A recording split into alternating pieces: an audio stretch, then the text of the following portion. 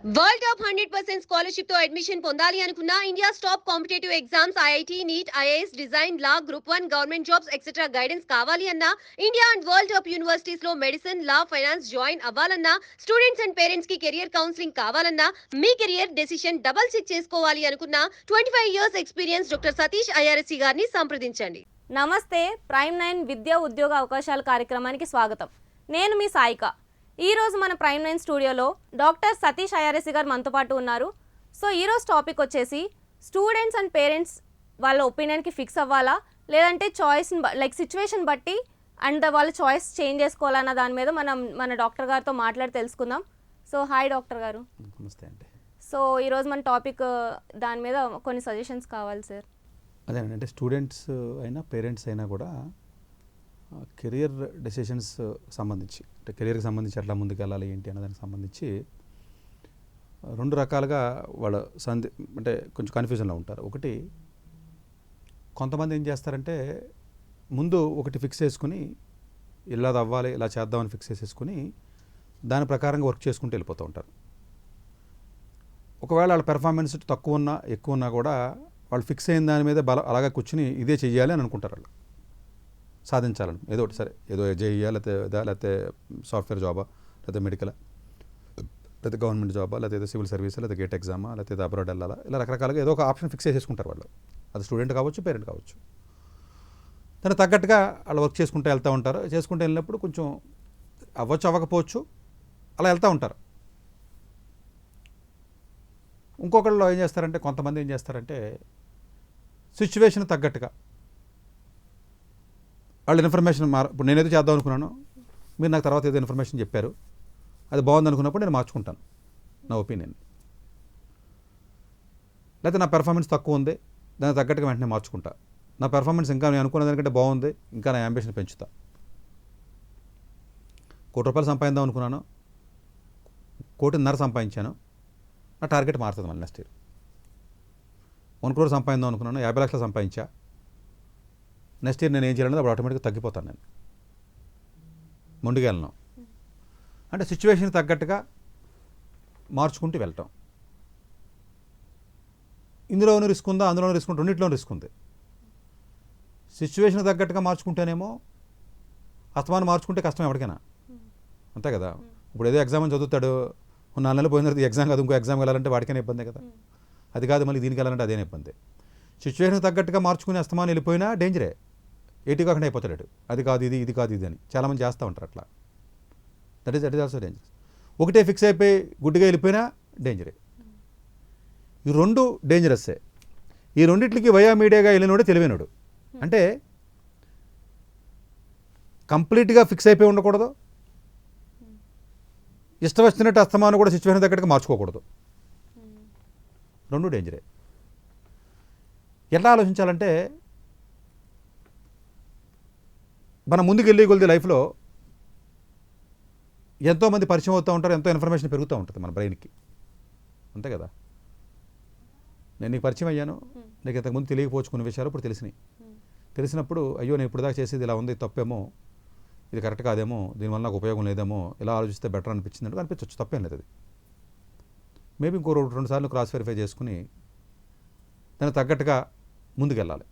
But ఆ ముందుకు వెళ్ళేటప్పుడు నువ్వు మార్చుకున్న డెసిషన్ సాధించడానికి చెయ్యడానికి టైం సరిపోతుందా లేదా, నేను మధ్యలో మార్చుకున్నావు కదా, నీ వల్ల అవుతుందా లేదా,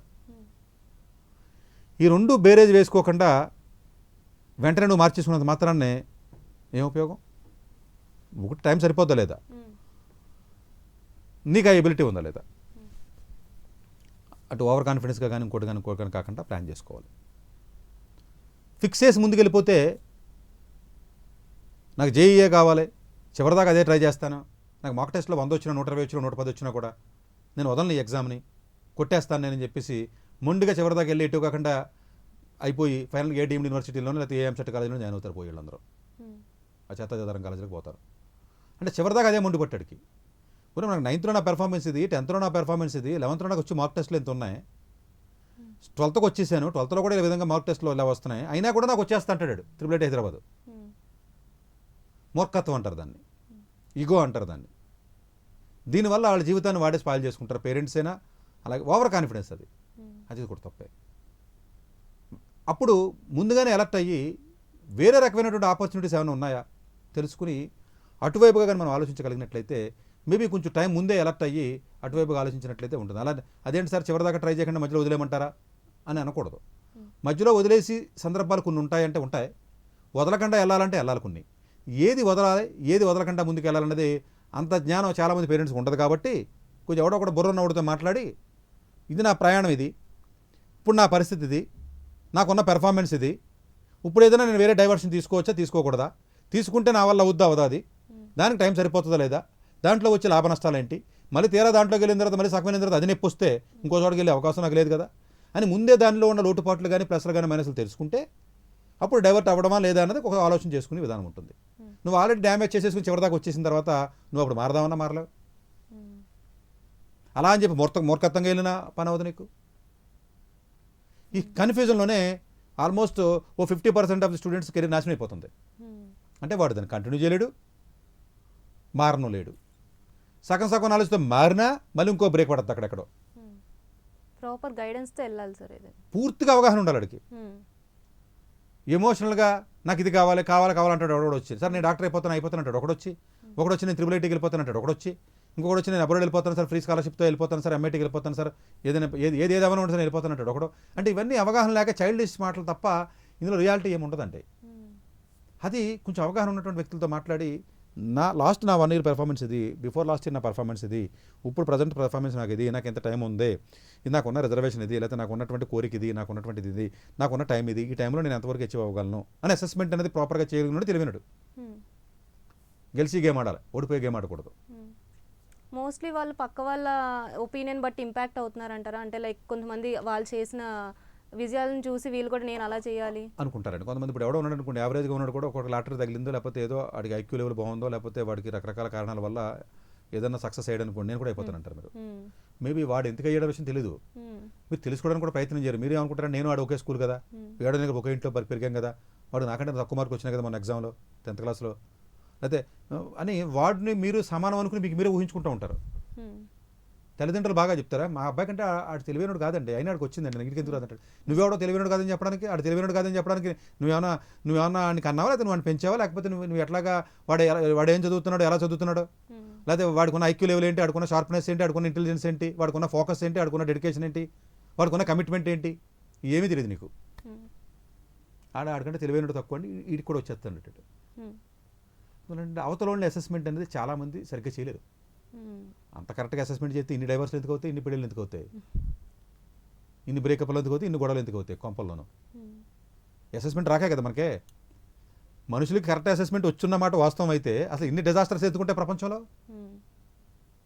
అసెస్మెంట్ రాకే కదా జరుగుతున్నటువంటి తప్పులు ఇవన్నీ. ఏ జాబ్కి వెళ్ళాలో కన్ఫ్యూజనే, ఏం చదవాలో కన్ఫ్యూజనే, ఏ కాలేజీకి వెళ్ళాలో కన్ఫ్యూజనే, ఎవరిని పెళ్లి చేసుకోవాలో కన్ఫ్యూజనే, పిల్లలు పుడితే ఆడే స్కూల్లో వేయాలో కన్ఫ్యూజనే, పెట్టుబడి ఎందులో పెట్టాలో కన్ఫ్యూజనే, ఎవ్రీవేర్ కన్ఫ్యూజనే కదా. ఇది కూడా అంతే, ఇది కూడా మ్యాక్సిమం కన్ఫ్యూజన్లోనే డెసిషన్ తీసుకుంటున్నారు వీళ్ళు. అయ్యంటే పోతే పోయిన డబ్బులు పోతే మరి సంపాదించుకోవచ్చు, ఇది అలా కాదు కదా.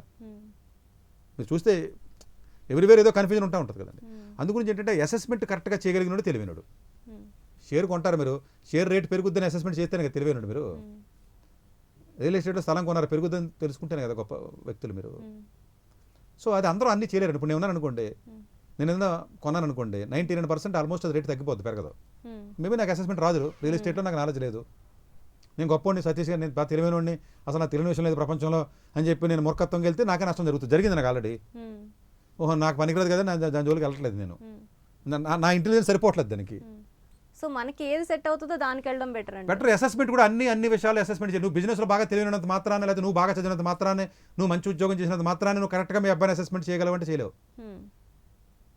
అది ఓవర్ కాన్ఫిడెన్స్తో చేయడం అవుతుంది. అది నేను సక్సెస్ఫుల్ పర్సన్ అండి, కెరియర్ పరంగానో ఎడ్యుకేషన్ పరంగానో, బట్ డజంట్ మీన్ దట్ నేను అన్ని విషయాల్లోనే సక్సెస్ కాదు,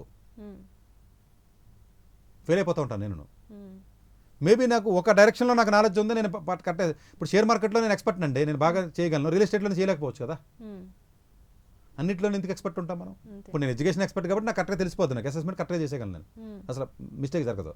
మేబీ మిగతా వాటిలో ఫెయిల్ అయిపోతాను నాకే జరిగినాయి బోల్డ్. అసలు నేను ఏ ఇన్వెస్ట్మెంట్ చేస్తే ఇన్వెస్ట్మెంట్ భయంకరంగా కింద పడిపోతుంది, నాశనం అయిపోతుంది. అంతే, నేనేం చేయగలనది? నా దగ్గర ఉన్న ₹1,00,000 పట్టుకు ఏదైనా కొనాలనుకుంటే అది గ్యారంటీ తగ్గిపోతుంది. నేను ఓపెన్గానే చెప్తున్నాను ఆన్ ది స్క్రీన్. పెద్ద I'm not a good investor. Maybe నా ఇంటెలిజెన్స్ కానీ లేకపోతే నా తెలివి కానీ దానికి వర్కౌట్ అవ్వట్లా. నాకు ఎక్కువైపోయి తెలివి నేను ఎక్కువగా ఆలోచించడం వల్ల పోతుందో లేకపోతే ఎలా పోతుందో పక్కన పెట్టండి. అలాగే ఎడ్యుకేషన్ సంబంధించి కూడా డెఫినెట్గా అందరూ కూడా కరెక్ట్గా అసెస్మెంట్ చేయలేరు. కాబట్టి ఆ అసెస్మెంట్ చేసినప్పుడు మనం చాయిస్ చేసుకున్న దానికి ఫిక్స్ అయిపోవాలా, లేదంటే మన సిచ్యువేషన్ బట్టి మారాలా అన్న దానిలో ఈ ఫ్యాక్టర్స్ అన్నీ ఉంటాయండి. ఇవన్నీ చాలా ఆస్పెక్ట్స్ ఉంటాయి. అంటే ఏ స్టేజ్లో మనం డెసిషన్ తీసుకుంటున్నాం. మనం ఆల్రెడీ తప్పుడు డెసిషన్ తీసుకున్నాం అనుకోండి, ఇంకోటి అనొచ్చు, సార్ ఆల్రెడీ డెసిషన్ తీసుకున్నాం కదా, ఇప్పుడు మారితే మాత్రం మనకు లాభమే ఉంటుంది అంటారు కొంతమంది. నువ్వు ఆల్రెడీ తప్పుడు డెసిషన్ తీసుకున్నావు, ఒక 1 year నాశనం అయిపోయావు, ఇప్పుడు ఎందుకులే కంటిన్యూ చేస్తాను అనకూడదు. అందులోంచి బయటకు వస్తే మిగతా 2 ఏళ్ళైనా కొంచెం ఆనందంగా ఉంటావు.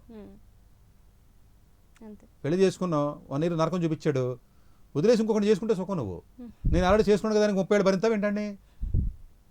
కట్ చేసేయాలి అక్కడ. అట్లాగే కెరియర్కి సంబంధించి కూడా డిసిషన్స్ ఏదైనా లైఫ్లో తప్పు తీసుకున్నప్పుడు ఇమీడియట్ కట్ చేసేయాలి దాన్ని. అక్కడ కొంత డ్యామేజ్ అయింది. వ్యాపారం చేసే లాస్ వచ్చింది 10 లక్షలు, అక్కడతో వదిలేయి. 10 లక్షలతో పోద్ది, ఇంకో 10 లక్షలు అప్పు చేసి అందులో దోర్చుకో. అందువల్ల ఏంటంటే ఆ అసెస్మెంట్ ఏదైతే ఫ్యూచర్ అసెస్మెంట్ ఏదైతే ఉంటుందో కెరీర్కి సంబంధించి ఇటు సక్సెస్ అవ్వగలడా లేదా, ఓవర్ కాన్ఫిడెన్స్ తెలివైన సక్సెస్ అయిపోతాడంటే అలా ఉండదండి. ఆ ఎగ్జామ్ లోతు తెలియాలి నీకు. నువ్వు దిగుతున్నావయ్యా, దిగేది మీ అబ్బాయి, నువ్వు కాదు. ఆ లోతు ఆడికి తెలియదు, నీకు తెలియదు. మీరు ఇద్దరు కూర్చొని మాట్లాడుకుంటూ ఉంటారు. మీకు అర్థమైందా? నీకు లోతు తెలియదు, మీ ఇంట్లో ఉన్న ఆడికి తెలియదు, స్టూడెంట్ గాడికి. ఇద్దరు కలిసి డిస్కస్ చేస్తున్నారు మంచిదా కాదని.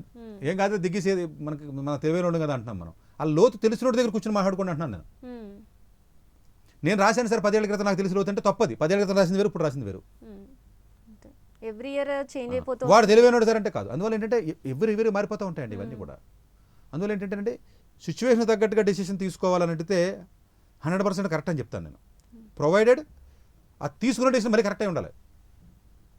ఒకటి తప్పని తీసుకుని ఇంకోటి తప్ప అవ్వకూడదు కదా. అది తీసుకునేటప్పుడు కేర్ఫుల్గా తీసుకోవాలి. టైం అవైలబిలిటీ, నేను ఎంతవరకు కష్టపడగలను, నాకున్న రిసోర్సెస్ ఏంటి, ఇవన్నీ బేరేజ్ వేసుకుని డెసిషన్ మార్చుకుంటేనే మంచిది. తీసేసుకున్నాం కదా, తప్పో రేటు దిగిపోతాను, నేను డాక్టర్ అయిపోతాను, నేను బయాలజీలో చదువుతాను, లేకపోతే సివిల్ సర్వీసే కొట్టేస్తాను, లేకపోతే ఇంకోటి ఐపీఎస్ అయిపోతాను, ఇలాగ మొండి పట్టు కూర్చుని ఇగోకి వెళ్ళినటువంటి వ్యక్తులు ఎవరైతే ఉంటారో జనరల్గా సక్సెస్ అవ్వరండి వాళ్ళు. అది కొంత ప్రయాణం చేసిన తర్వాత మీకు ఇంకా ఇబ్బందికరమైనటువంటి సైకలాజికల్గా డిప్రెషన్ అయిపోయి అయ్యో మనం ఏది సాధించలేకపోతున్నాం అని చెప్పి లాస్ట్లో మీరు రియలైజ్ అవుతారు. లాస్ట్లో రియలైజ్ అయిన తర్వాత ఇంక ఇబ్బంది కదండి ఎవరికైనా కూడా. అందువల్ల ఏంటంటే ఈ రెండు తప్పే. ఫిక్స్ అయ్యి వెళ్ళడం తప్పే, ఇష్టం వచ్చినట్టు అతమైన డెసిషన్ మార్చుకోవడం కూడా తప్పే. బట్ డెసిషన్ మార్చుకోవడం కరెక్టా అంటే కరెక్టే. బట్ ఏ టైంలో మార్చుకోవాలి, ఎలా మార్చుకోవాలి, దేనికి మార్చుకోవాలి, ఎవరి సలహాతో మార్చుకోవాలి, అది ఆలోచించాలి. అట్లాగే ఫిక్స్ అయ్యి వెళ్ళిపోతున్న విధానం ఏదైతే ఉందో వెళ్ళమని నేను చెప్తాను. బట్ వెళితే మన గమ్యాన్ని చేరగలవా లేదా అన్నది కూడా అసెస్మెంట్ కరెక్ట్గా చేసుకుని అప్పుడు మీరు వెళ్ళండి. అదే తప్ప మొండిగా నీకు కోరిక ఉంది కదా అని మొండిగా వెళ్ళే విధానం ఏదైతే ఉందో అది కూడా కరెక్ట్ కాదు. అంటే 2 రకాలుగా ఆలోచించకూడదు, 2 రకాలుగా కూడా ఆలోచించవచ్చు. సిచ్యువేషన్ బట్టి, పరిస్థితిని బట్టి, మనకున్న ఎబిలిటీని బట్టి, స్టూడెంట్కి ఉన్న పొటెన్షియల్ని బట్టి, ఆడుకున్న టైం అవైలబిలిటీ బట్టి ఇవన్నీ బేరేజ్ వేసుకుని ఓవర్ కాన్ఫిడెంట్గా ఉండకుండా, అలాగే కాన్ఫిడెన్స్ లేకుండా, ల్యాక్ ఆఫ్ కాన్ఫిడెన్స్ లేకుండా ప్రాపర్గా క్లారిటీతో, మంచి థాట్ ప్రాసెస్తో, సరైన అవగాహనతో కానీ అవకాశం వచ్చినప్పుడల్లా ఆపర్చునిటీ పట్టుకుంటూ అవసరమైతే సిచ్యువేషన్ తగ్గట్టుగా కొంచెం మార్చుకుంటూ ముందుకెళ్తేనే మనకి అవకాశం ఉంటుంది తప్ప వీళ్ళంత వరకు ఫిక్స్ చేసుకుని నేను ఇలాగే వెళ్తాను అన్నటువంటి విధానం ఏదైతే ఉంటుందో చాలా వరకు కూడా ఫెయిల్ అయ్యే అవకాశం ఉంటుందండి. మీరు డ్రీమ్ ఫిక్స్ అయిపోతే ఎలాగండి, అతమాన్ని మార్చితే ఎలాగండి, మార్చకూడదు కదా సతీష్ గారు, మీరే మార్చొద్దని చెప్తున్నారు కదా మాకు వేరే వీడియోలో అని అంటారు. మార్చమని నేను చెప్పట్లా, నువ్వు ఫెయిల్ అయిపోతాను తెలిసినప్పుడు, ఓడిపోతాను తెలిసినప్పుడు ఇంకా అక్కడే నాగరా అంటున్నాను నేను. కానీ దాన్ని ఒప్పుకుని మనస్తత్వం నీకు ఉండాలి.